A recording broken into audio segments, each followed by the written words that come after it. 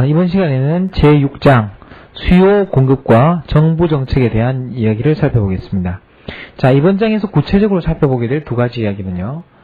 때로는 정부가 지금의 가격이 너무 낮다고 생각해서 또는 너무 높다고 생각해서 가격의 상한이나 하한을 둘 수가 있습니다. 이와 같이 수요량과 공급량을 변화시킴으로써 자연스럽게 가격을 변화시키는 것이 아니라 정부가 인위적으로 가격만을 통제하려고 했을 때 이런 가격 통제 효과가 어떻게 나타날 것인가 하는 것을 먼저 살펴보게 될 것이고요. 두 번째로 살펴보게 될 내용은 정부가 부과하고 있는 이 세금이라는 것은 누가 부담하게 되고 이러한 가격 조세의 부과가 누구에게 부담되는지를 결정하는 요인이 무엇인지를 차례로 살펴보도록 하겠습니다. 자, 교과서에서는 먼저 가격 통제에 대한 이야기가 나와 있습니다. 그래서 가격 통제의 대표적인 예로서 두 가지를 이야기하고 있습니다. 그래서 가격의 상한제와 그 다음에 하한제를 이야기하고 있는데요. 자, 이른바 가격의 상한제는 이런 이야기입니다. 소비자들 측면에서 짐 생산자들이 지나치게 높은 가격을 받고 있다고 생각할 때 소비자 단체들이 힘을 모아서 정부로 하여금 이 이상의 가격을 받지 못하도록 해주십시오. 이 이상의 가격은 더 받지 못하도록 해주십시오 하는 것이 이른바 가격 상한제라고 하고요. 그래서 price cap이라고 부르기도 하고 price ceiling이라고 부르기도 합니다. 자, 가격의 천정이라는 이야기죠.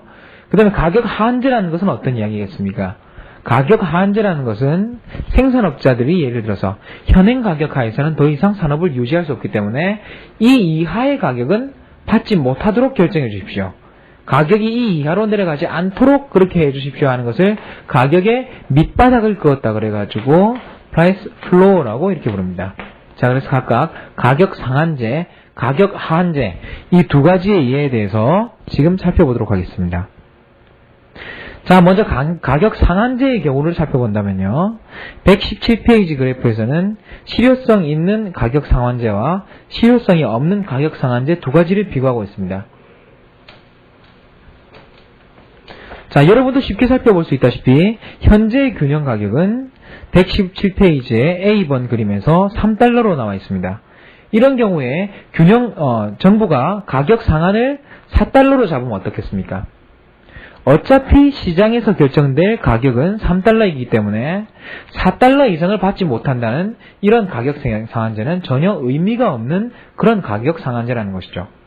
거기에 비해서 B번에 나오는 실효성 있는 가격 상한제란 어떤 이야기를 하고 있습니까?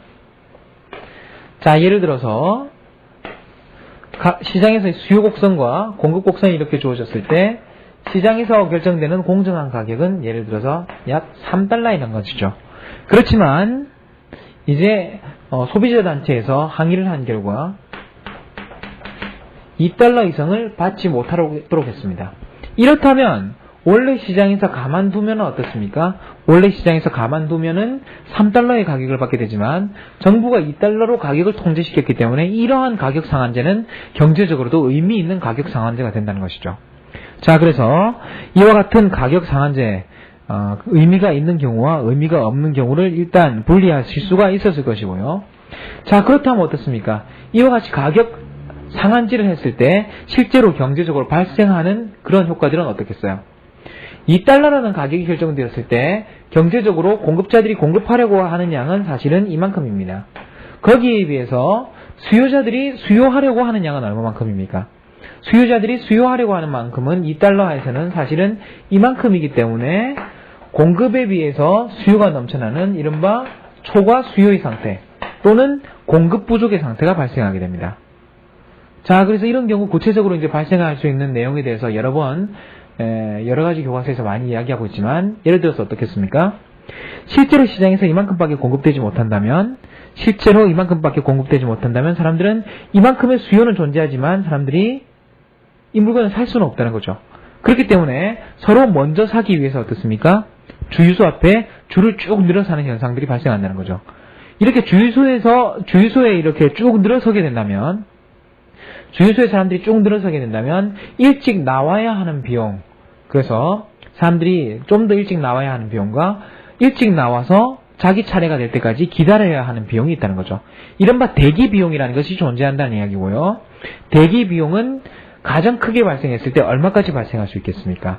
이만큼 수요량에 대해서 소비자들은 사실 이만큼까지 지불할 용의가 있다고 이야기했습니다. 그렇기 때문에 실제 가격을 이만큼 지불한다고 할 때 대기 비용은 총 이만큼이 발생할 수도 있고, 소비자들이 실제로 부담해야 되는 금액은 이만큼의 가격과 이만큼의 대기 비용을 포함한 오히려 원래의 가격보다 더 높은 4달러가 될 수도 있다는 이야기죠. 자, 이와 같은 예가 가격 상한제를 하는 경우 비록 가격을 2로 낮출 수 있다고 하겠지만 오히려 시장의 힘은 어떻습니까? 대기 비용이라는 이런 내용을 통해 가지고 소비자들이 지불해야 되는 비용을 더 높일 수도 있다는 케이스로 전형적으로 많이 이야기됐습니다. 117페이지에서는요. 사례 연구를 통해서 이렇게 가격 상한이 성립된 경우에 주유소에서 사람들이 줄을 서게 되었는데, 사람들이 이렇게 주유소에서 줄을 쭉 서게 된 이유는 과연 누구 책임이냐 하는 것을 설명하고 있습니다. 많은 사람들이 이렇게 주유소에서 줄을 서게 된 것은 사실은 오펙이 생산량을 줄였기 때문이고, 그렇기 때문에 오펙이 주된 책임이라고 생각하고 있었습니다.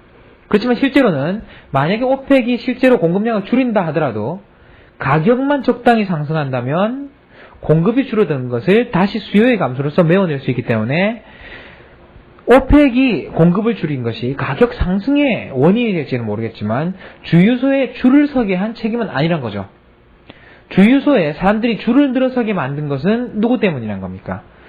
휘발유의 가격을 일정 이상 받지 못하도록 이렇게 정부가 결정했기 때문에 공급량은 주어져 있는데 어떻습니까?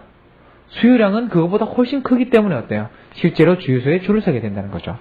그렇기 때문에 오펙에 의한 그런 가격 통제보다도 오히려 정부가 가격을 지나치게 낮게 통제했던 것이 사람들이 주유소 앞에서 줄을 서야 했던 그런 예라고 이야기되고 있습니다.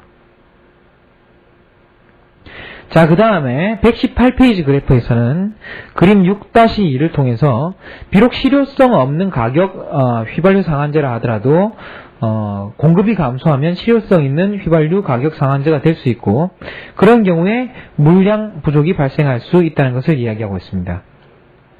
자, 그림 6-2에서 A번 그래프를 보시면 먼저 첫 번째 그래프는 균형 가격보다 가격 상한이 높죠. 그렇다면 현재 상황에서는 가격 상한제는 무의미합니다.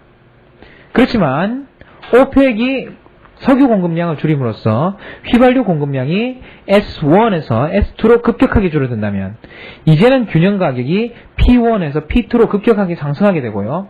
이런 P2의 가격은 가격 상한보다 높기 때문에 가격 상한이 이제 실효성을 발휘하게 되고, 이와 같이 가격 상한이 실효성을 발휘하게 된다면 물량 부족이 발생할 수 있다는 것을 1번, 2번, 3번, 4번의 과정을 통해서 설명하고 있습니다.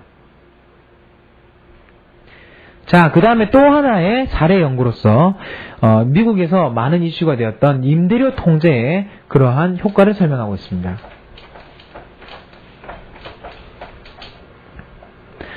자, 임대료 통제의 단기 효과와 장기 효과를 이야기하고 있는데, 임대료 통제를 분석하기 위해서 여러분은요, 기본적으로 건물에 대한 수요라는 것은 또는 건물에 대한 공급이라는 것은 단기적으로는 상당히 경직적이지만, 단기적으로는 건물을 늘릴 수가 없기 때문에 경직적이지만 장기적으로는 어떻습니까? 가격이 상승한다 또는 건설 경기가 좋아진다, 건설을 했을 때 매물 가격이 높아진다고 한다면 얼마든지 건물의 공급은 늘릴 수가 있다는 거죠. 그래서 건물에 대한 공급 그리고 수요가 단기 장기의 탄력성이 급격하게 차이가 난다는 점에 주의를 둬보십시오. 자, 그렇다면 어떻습니까? 먼저 단기의 경우에 주택의 공급은 상당히 제한되어 있을 것입니다. 제한되어 있을 것이고, 주택에 대한 수요는 일반적인 통상의 수요 곡선을 가지게 된다고 할 때 실효성 있는 가격 상한이 성립되었다면 어떻습니까? 실효성 있는 가격 상한, 그래서 통제된 임대료가 나타났다면 아마도 렌트를 이와 같이 결정을 지었을 것이고요. 이런 경우에 어떻습니까? 이런 경우에는 실제로 임대료 수준은 어느 정도 낮출 수 있고 실제로 부족한 물량은 이만큼밖에 없기 때문에 임대료에 의한 그러한 이제 가격 통제에 의한 임대료 통제가 어느 정도 실효성을 거두고 있다고 볼지도 모르겠습니다. 어느 정도 실효성을 거두고 있다고 볼지도 모르겠습니다. 그렇지만요, 이 곡선이 만약에 장기로 간다면 수요 곡선이 예전보다 더 완만해질 뿐만 아니라 건물에 대한 공급 곡선 역시 어떻습니까? 아주 극적으로 완만해진 형태로 변하게 된다는 거죠. 자, 이래서 건물에 대한 수요 곡선과 공급 곡선이 이렇게 장기로 변했다고 했을 때는 어떻습니까? 만약에 예전과 비교할 때 똑같은 임대료 수준을 유지한다면 임대료가 늘었기 때문에 어떻습니까? 수요가 늘어나는 폭도 훨씬 클 것이고, 예전에는 공급의 변화는 없었지만 이제 공급의 감소라는 것도 급격하게 발생하기 때문에 물량의 부족이라는 게 어떻습니까? 훨씬 심각하게 나타나게 된다는 거죠. 자, 그렇기 때문에 비록 단기에는 임대료 통제가 효과를 거둘 수 있다고 보고 그 다음에 물량의 부족이 그다지 크지 않다고 보지만, 장기에 가서는 오히려 시설을 낙후화시키고 그 다음에 건설 공급 또는 건물 공급을 줄임으로써 도시 내에서 주거가 힘들어지는 현상을 발생하게 한다는 것이 바로 이 주택에 대한 임대료 통제의 효과이고, 이런 입장에서 대부분의 경제학자들은 이러한 임대료 통제가 오히려 저소득층의 생활 수준을 높이는 것이 아니라 저소득층의 생활을 힘들게 만드는 그런 하나의 예가 된다고 이야기하고 있습니다. 자, 그래서 구체적인 예로서 뉴욕시에서의 임대료 통제를 이른바 112페이지에 공짜나 다름없는 집 임대료 통제법의 덕을 톡톡히 보고 있는 뉴욕시의 명사들이란 예로 그렇게 이야기를 하고 있고요. 그 다음에 지금까지의 이야기가 이른바 가격 상한제에 대한 이야기였다면 이제는 가격 하한제에 대한 이야기를 해보겠습니다. 자, 이러한 가격 하한제의 대표적인 예로서는 최저임금제를 들 수 있습니다. 최저임금제를 들 수 있는 것이요. 만약에 이 이하의 임금을 얻는다면 가계를 꾸려가는데 상당히 지장이 있을 것이라고 보기 때문에 고용주들은 최저임금제라는 것은 어떻다는 겁니까? 노동자들에게 이 이하의 임금을 줘서는 안 된다는 이야기입니다. 그렇기 때문에 이 이하는 줘서는 안 된다기 때문에 가격에 하나의 바닥을 그어 놓은 셈이고, 그래서 이것을 가리켜서 가격 하한제라고 부른다고 말씀드렸습니다.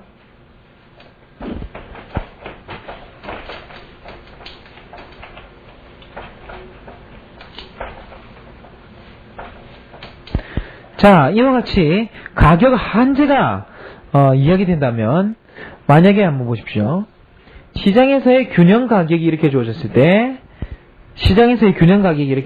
때 이러한 가격 하한제는 어떻겠습니까? 의미가 있는 하한제입니까? 의미가 없는 하한제입니까? 전혀 의미가 없는 하한제일 수 있습니다. 왜냐하면 시장에서 가만히 두더라도 이 가격이 성립되는데 이 이하는 받을 수 없다라고 이야기하는 이런 하한제는 어떻습니까? 전혀 실효성을 거두고 있지 못하다는 거죠. 자, 거기에 비해서 어떻습니까? 정부가 가격 하한제라는 것을요,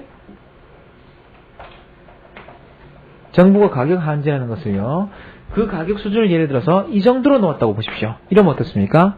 원래는 정부가 이 정도의 가격을, 시장에서는 이 정도의 가격이 성성성대라고 하고 있지만 이 이하의 가격을 받을 수 없다고 했기 때문에 정부가 의도했던 이 가격이 실제로도 적용될 수 있는 경우가 얼마든지 존재할 수 있다는 거죠. 자, 그렇기 때문에 어떻습니까? 실효성 있는 가격 하한제란 균형 수준보다 높게 결정되어야 한다는 내용을 처음 보실 수 있을 것이고요.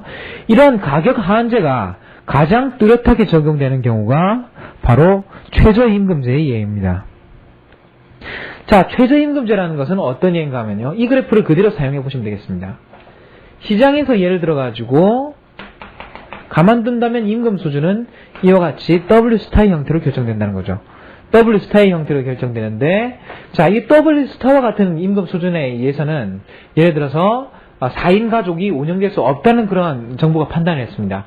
그렇기 때문에 고용주는 고용을 하기 위해서 W 스타 같이 이렇게 낮은 임금을 줘서는 안 되고 최소한 W0라는 임금을 줘야 한다고 이렇게 결정을 해놓는 것이 이른바 최저임금제라고 볼 수 있습니다.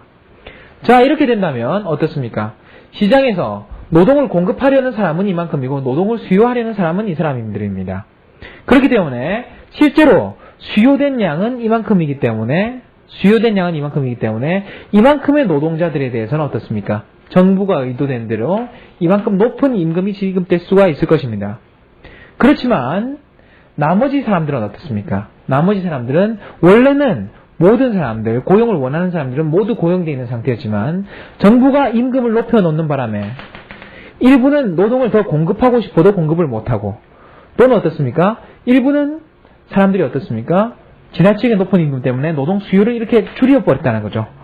공급이 늘어난 측면, 수요가 줄었던 측면, 이 두 가지 측면 때문에 잉여 인력이 존재하게 되고 이 잉여 인력이란 거시적인 용어를 사용하면 바로 실업이라고 볼 수 있습니다.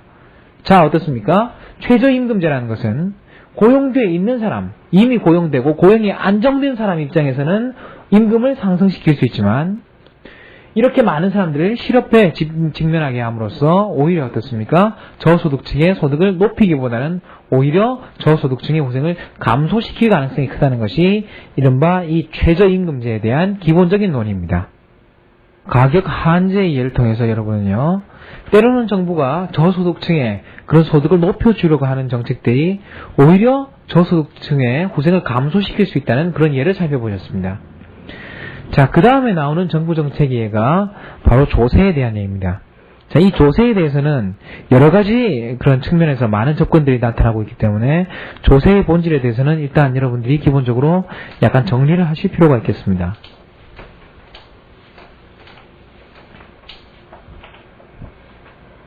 자, 맨 먼저요. 자, 조세라는 것이 어떤 특징을 가지는지 가격이라는 측면에서 살펴보겠습니다. 자, 원래 시장 가격이란 어떻습니까? 시장 가격이라는 것은 시장이 경쟁적이라는 것은 어떻게 측정한다고 했냐면 가격을 주어진 그대로 바라본다 하는 것이 시장이 경쟁적이라고 이야기하는 그런 예라고 말씀드렸고요. 그렇기 때문에 시장이 이렇게 만약에 가격이 주어진다면 이런 경우란 소비자들이 그래서 디맨드를 가진 사람들이 지불하는 가격도 소비자 지불 가격도 P이고 그 다음에 생산자들 입장에서 수취하는 가격도 똑같이 P라는 겁니다.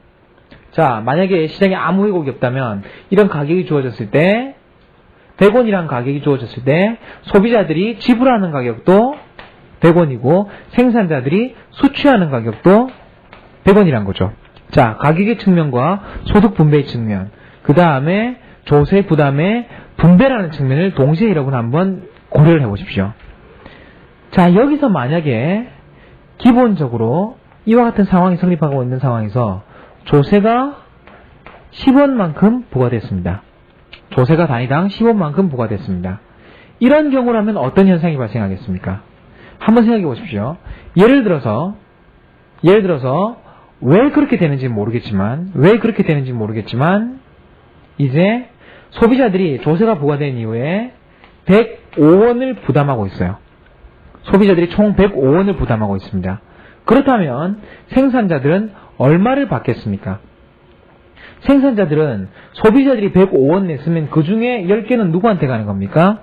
정부에게 가는 것이기 때문에 105개가 생산자들이 받아들이는 것이 아니라 생산자들은 실제로는 95개밖에 받지 못한다는 거죠. 자, 어떻습니까? 조세가 부과됐던 것이 기본적인 효과는요, 원래 아무 왜곡이 없다면 소비자들이 수취하는 가격이나 소비자들이 지불하는 가격이나 생산자들이 수취하는 가격이나 아무 차이도 없기 때문에 똑같은 가격을 시장에서 인식하고 있기 때문에 이 상황이 바람직하다는 것입니다. 거기에 비해서 조세가 부과된다면 이제 10개만큼의 조세가 부과됐기 때문에 소비자들이 지불한다고 생각하는 가격, 그 다음에 여기서 조세를 뺀 만큼이 생산자들이 수취한다고 생각되는 가격이기 때문에 생산자들이 수취하는 가격이 이제 더 이상 일치하지 않는다는 거죠. 이렇게 된다면 가격이 모든 사람에게 그 재화의 희소성에 대해서 정보를 제공해주는 그런 가격의 신호기능이라는 것이 어떻습니까? 더 이상 가격의 신호기능이라는 것이 효율적으로 작용할 수 없다는 거죠. 그렇기 때문에 조세의 부과라는 것은 소비자가 인식하는 가격과 생산자가 인식하는 가격을 파괴시키기 때문에 시장에서 가격이 가지고 있는 기능을 파괴함으로써 비효율성을 유발하게 된다는 겁니다. 자, 예를 들어서 이렇게 말씀을 드렸는데 사실은 이렇게 꼭 되어야 될 필요는 없어요.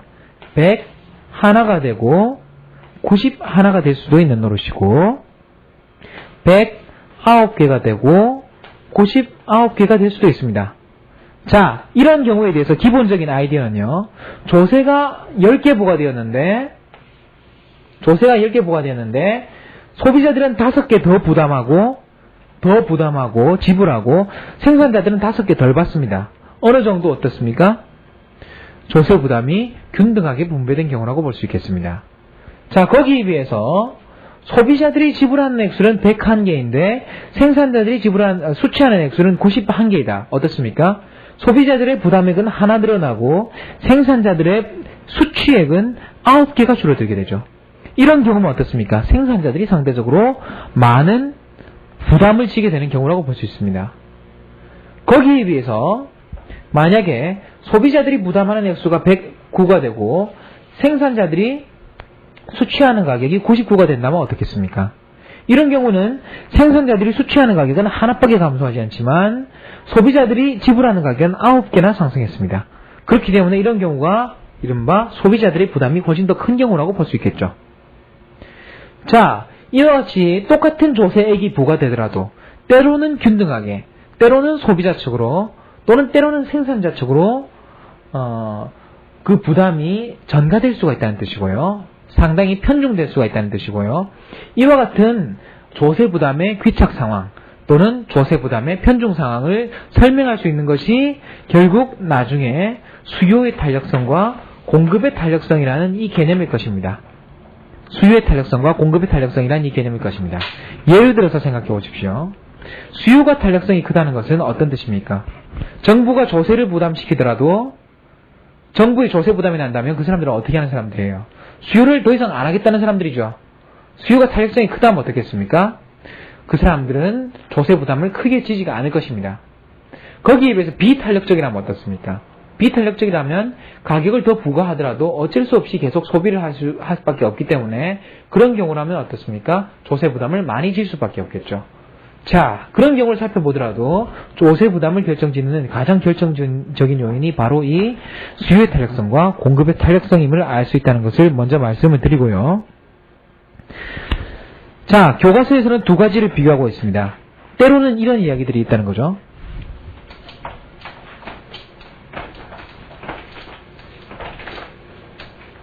일반적으로 생산자에 대한 과세가 나타났을 때 시장에서 수요 곡선과 공급 곡선은 이런 식으로 표현합니다.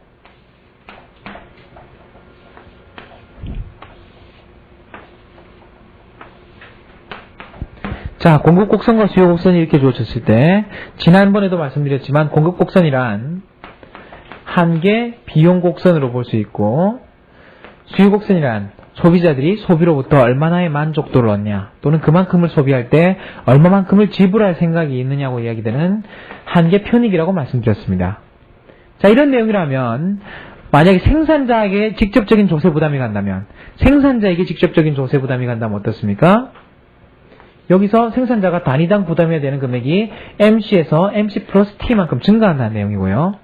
MC 플러스 T로 증가한다는 내용은 공급 곡선이 이렇게 상방으로 위쪽으로 이동하게 된다는 것을 의미합니다. 자, 이런 경우에 조세 부담의 그런 효과를 한번 정리해보면 어떻겠습니까? 조세 부과된 경우의 효과를 정리하면 맨 먼저 수량은 감소했습니다. 수량은 0에서 1이라는 균형으로 갈 때 어떻습니까? 수량은 여기서 이만큼 감소하게 됩니다. 그 다음 가격은 어떻습니까?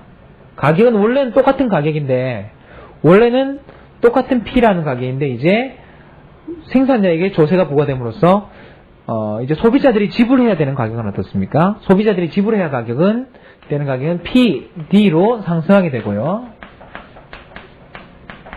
그 다음에 생산자들이 수취하는 가격은 어떻습니까? 생산자들이 수취하는 가격은 여기서 조세만큼을 뗀 부분일 것입니다.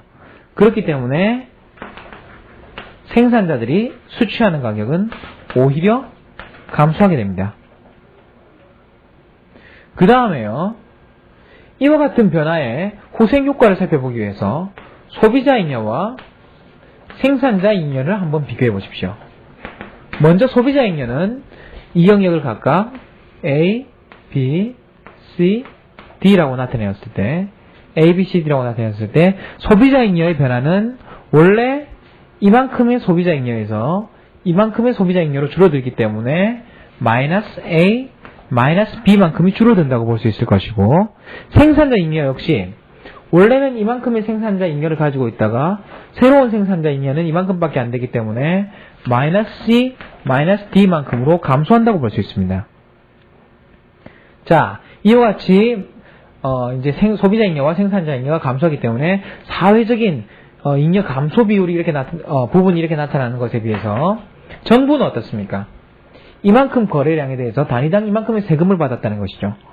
그렇기 때문에 정부 측면에서의 조세 증가분이 사실은 A 플러스 C에 해당합니다. 자, 그럼 이런 경우를 합을 하면요. 결국 조세 부과로 인한 사회 후생의 변화는 마이너스 D, 마이너스 D라고 볼 수 있고 그래서 이 마이너스 D, 마이너스 D 이 비큼친 삼각형 영역 삼각형 영역에 해당하는 부분을 조세 부과로 인한 자중 손실 또는 초과 부담이라는 용어를 사용한다고 말씀드렸습니다. 자중 손실 또는 초과 부담이라는 용어를 사용한다고 말씀드렸습니다. 자, 여기에 비해서 이제 수요자에게 과세를 한다면 어떻게 되는지 한번 살펴보시죠. 그래서 생산자 입장에서 생산자들에게 과세를 하는 것이 불공평하다. 그래서 수요자들에게도 과세를 하는 것이 바람직하겠다고 이야기했다고 하겠습니다. 그런 경우에 이제 과연 이러한 분배 상황 또는 자원 배분 상황은 어떻게 변화할 것인지를 살펴보면요.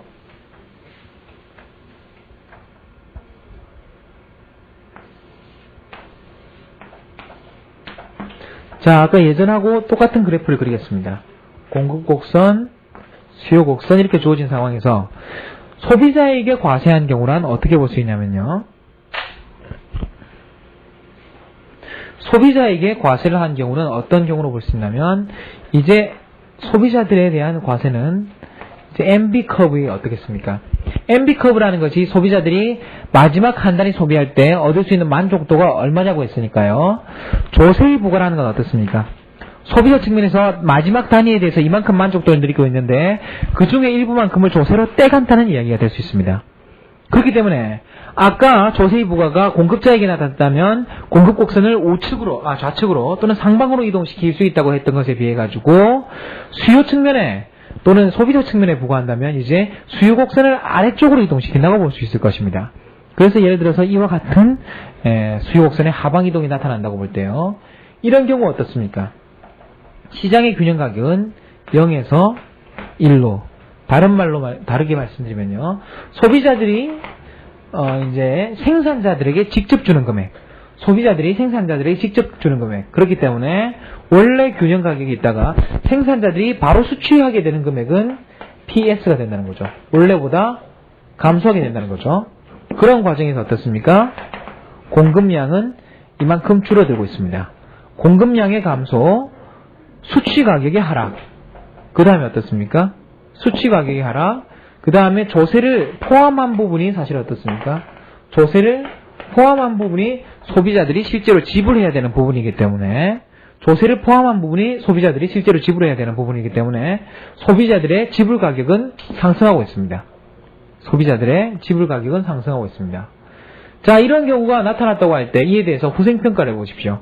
아까와 같이 A, B, C, D라는 이런 표현을 한다면 A, B, C, D라는 표현을 한다면 소비자 잉여의 감소분은 얼마만큼입니까? 원래 이만큼의 소비자 잉여에서 이만큼의 소비자 잉여로 감소하기 때문에 마이너스 A, 마이너스 B로 예전과 동일합니다. 그 다음에 생산자 잉여의 감소분은 어떻습니까? 이만큼에서 이만큼으로 감소하기 때문에 생산자 잉여의 감소 역시 C, D로 예전과 동일합니다. 그 다음에 조세 증가 부분은 어떠합니까? 조세 증가 부분은 이만큼의 거래량에 대해서 이만큼 조세를 부과하고 있기 때문에 A, C만큼으로 예전과 동일하고 사회적 후생 감소분 또는 초과 부담도 어떻습니까? 마이너스 B, 마이너스 D 이 비금친 삼각형 영역으로서 예전하고 전혀 변화가 없다는 거죠. 자, 이와 같은 내용을 살펴보면 어떻습니까? 정부가 일정 금액의 조세를 부과할 때, 이러한 조세의 부과는 생산자들에게 부과하나 소비자들에게 부과하나 어떤 측면에서도 전혀 차이가 없다는 거죠. 생산자에게 부과하나 소비자들에게 부과하나 누구에게 부과했느냐 하는 그 법적인 부과 방식은 전혀 효과를 거두지 못하고 있다는 것을 확인할 수 있습니다. 자, 그렇다면 아까 예전에 어떻습니까? 생산자들은 생산자들에게만 과세하는 현재의 방법이 바람직하지 못하기 때문에 소비자들에게 부과시키는 것이 바람직하다는 주장을 한다고 할 때 그런 주장은 전혀 근거가 없는 주장이라고 볼 수 있겠습니다. 자, 이까지 해서요. 이제 세금의 부과가 과연 조세의 부과가 가격이라는 측면에 어떤 영향을 주는 것인가 하는 것이고 하고요. 그 다음 소비자 측면에 과세하는 경우와 생산자 측면에 과세하는 경우 결국 법적으로 누구에게 부과하는가는 사실은 아무 차이를 거둘 수 없다는 것을 확인하셨습니다. 그러면 실제적으로 소비자들이 많이 부담하게 되는지 생산자들이 많이 부담하게 되는지는 결국 무엇이 결정하게 된다는 것입니까? 아까 맨 처음에 들었던 예를 말씀드린다면요. 맨 처음에 들었던 예를 사용한다면 자, 원래 가격은 100으로 주어져 있는데 공급자에게 조세를 부과했다고 하겠습니다.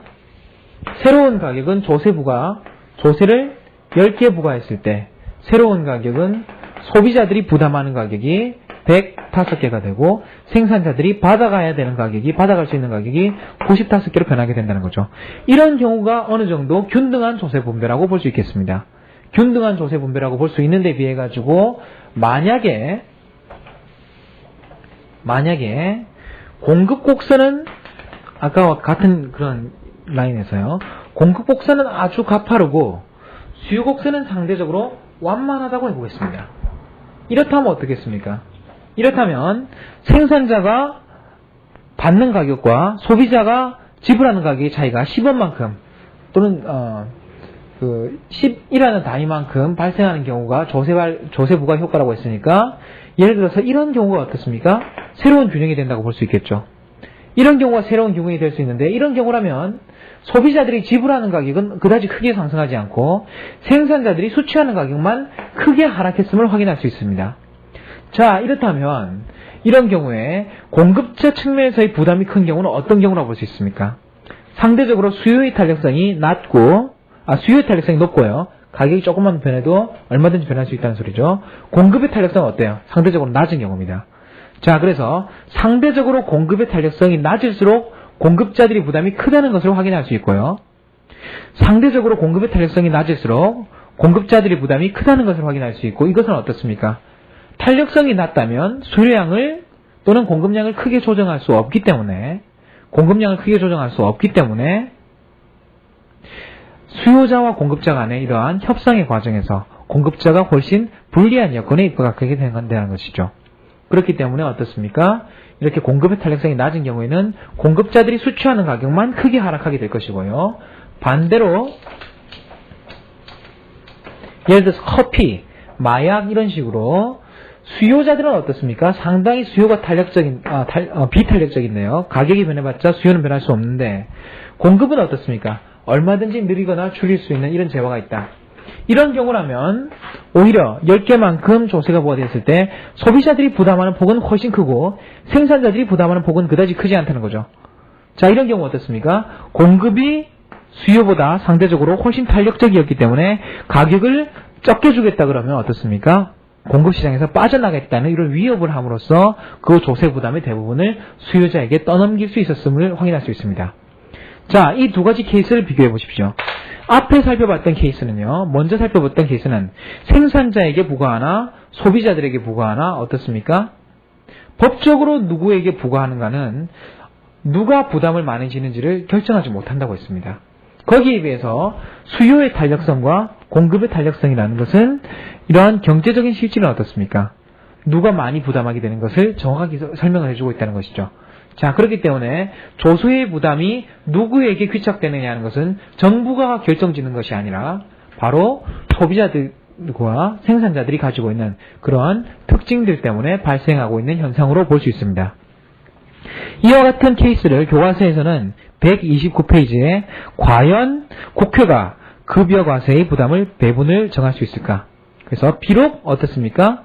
국회가 급여 과세를 2분의 1씩 고용자와 공급자가 고용자와 이제 노동자가 반씩 부담하라고 하더라도 비록 그렇게 하더라도 어떻습니까?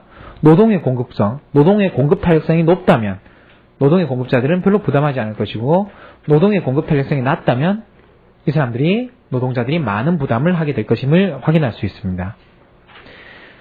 자, 마지막으로요. 사례 연구를 통해서 재미있는 케이스를 하나 더 제시하고 있습니다. 자, 사치세는 누가 부담하는가 이렇게 되어 있고요.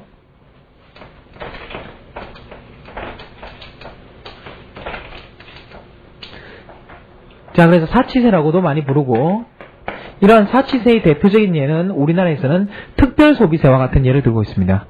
예. 우리나라에서는 사치세의 대표적인 예로서 특별소비세를 많이 들고 있는데요. 이 사치세의 경우를 생각해 보십시오. 보통은 이렇게 생각합니다. 이 사치세라는 것은 아까 말씀드릴 때 소득 탄력성이 1보다 큰 재화를 뭐라고 했습니까? 소득 탄력성이 1보다 큰 재화를 가리켜가지고 사치세라고 말씀드렸고요. 그런 것 같으면 소득이 높을수록 어떻습니까? 소득이 높을수록 소비도 높은 재화라고 볼 수 있습니다. 그래서 이와 같이 사치제에 대해서 과세를 한다면 부자들이 소득이 높은 사람들이요. 부자들이 조세 부담을 많이 지게 될 것이기 때문에 상당히 공평한 조세가 될 거라고들 생각했습니다. 상당히 공평한 조세가 될 것이라고들 생각했습니다. 자, 그렇지만요. 과연 이러한 주장이 타당할까 하는 것을 한번 생각해 보십시오. 결국 조세 부담을 결정짓는 것은 첫째, 정부가 누구에게 부담시켰냐 하는 법적인 그런 부담이겠습니까? 아니면 누가 많이 소비하고 있냐 하는 소비 패턴이겠습니까? 아니면 수요와 공급의 상대적인 탄력성이 결정짓겠습니까? 말씀드리기로 세 번째, 이 수요와 공급의 상대적인 탄력성이 이러한 재화에 대한 과세가 누가 많이 부담하게 되느냐는 그런 부담의 패턴을 결정짓는다고 말씀을 드렸고요. 맨 첫 번째, 법적인 부담이 결정지지 않는다는 것은 먼저 말씀드린 적이 있고, 소비 패턴이 결정짓느냐 하는 문제가 어떻습니까? 부자들이 많이 쓰기 때문에 부자들이 많이 쓰는 그런 재화에 대해서 과세를 하는 것이 효과가 있을 것이라는 것이 사치세를 주장하는 사람들의 입장입니다. 자, 이런 주장도 어느 정도의 타당성은 있을 수 있습니다. 좀 더 중요한 측면은 어떻습니까? 사치제라는 것은 소득이 늘어날수록, 보통 소득이 늘어나는 경우로 정의를 하는 경우가 많지만요. 일반적으로는 탄력성이 상당히 높기 때문에 가격이 상승하면 소비를 크게 줄이고 가격을 낮추면 소비를 크게 늘릴 수 있는 재화라고들 그렇게 많이 정의를 합니다. 자, 사치세가 만약에 가격 탄력성이 동시에 높다고 가정한다면, 실제로 발생하는 사건은 어떤 사건이겠습니까? 실제로 발생하는 사건은요, 사치세의 수요자들은 상당히 고소득자인데 비해 가지고 사치세의 공급자, 예를 들어서 요트 수요자들은 고소득자지만 요트 공급자들은 그다지 부자라는 보장은 없다는 거죠. 거기에 비해서 요트의 수요 탄력성이 어떻습니까? 상대적으로 상당히 높은 것이 사치제들이라고 했습니다. 이렇다면 수요 탄력성이 높다는 것은 가격을 조금만 부담시키더라도 수요를 크게 감소시킬 수 있다는 이야기죠.